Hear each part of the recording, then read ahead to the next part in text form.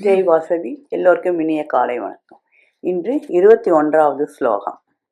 அர்ஜுன உவாச்ச கைர்லிங்க ஸ்திரீன் குணானே தானதீதோ பவதி பிரபோ கிமாசாரக கதம் சைதான ஸ்திரீன் குணான திவர்த்ததே.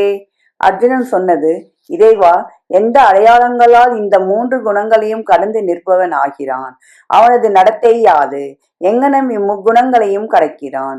3 குணங்களையும் கடந்து விட்டதின் அறிகுறிகள் எவை? கடந்தவன் பிறகு உடல் வாழ்க்கையை எப்படி நடாத்துகிறான்?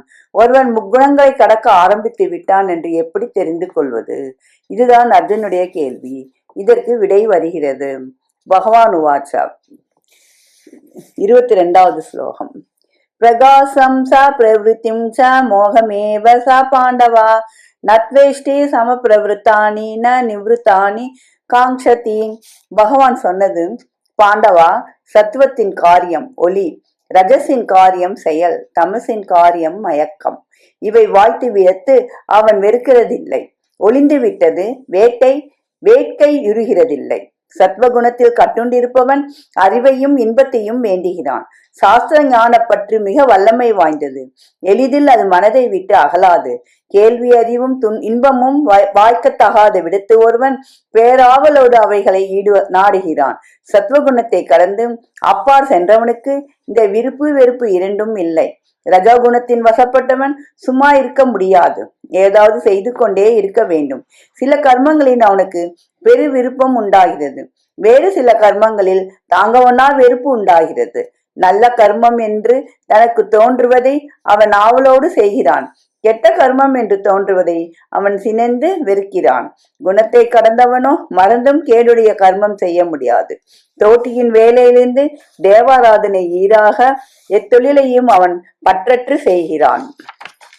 அப்படி செய்ய தொழில் ஒன்றும் இல்லாது போய்விட்டால் அதனால் துன்பம் ஒன்றும் அவனுக்கு இல்லை. தமோகுணம் பட்டுடையவனுக்கு சோம்பலிலும் தூக்கத்திலும் விருப்பம். அதற்கு பங்கம் வந்தால் வெறுப்பு. குணாதீதத்தில் இருப்பவனுக்கு விழிப்பும் உறக்கமும் ஒன்றே. தூய கண்ணாடியின் முன்னிலையில் எது தோன்றினாலும் அது அப்படியே விளக்குகிறது. கண்ணாடி ஒன்றும் தோன்றாதிருக்கும் பொழுது கண்ணாடி தன்மயமாயிருக்கிறது. அதன் முன்னிலையில் பொருள்களில் தோற்றத்தாலும் மறைவாலும் கண்ணாடிக்கு லாபமும் இல்லை, நஷ்டமும் இல்லை. குணாதீதத்தில் சென்றவனது மனத்தகது முக்குணங்களின் தோற்றமும் மறைவும் அத்தகைய இடம் பெறுகின்றன. குணங்களின் செயலுக்கிடையில் அவன் குணாதீதனாயிருக்கிறான். அதாவது அவன் யாண்டும் சகஜ நிஷ்டையில் இருக்கிறான். ஜீவன் முக்தர்கள் உலகத்தில் வாழ்வது எங்கனம்?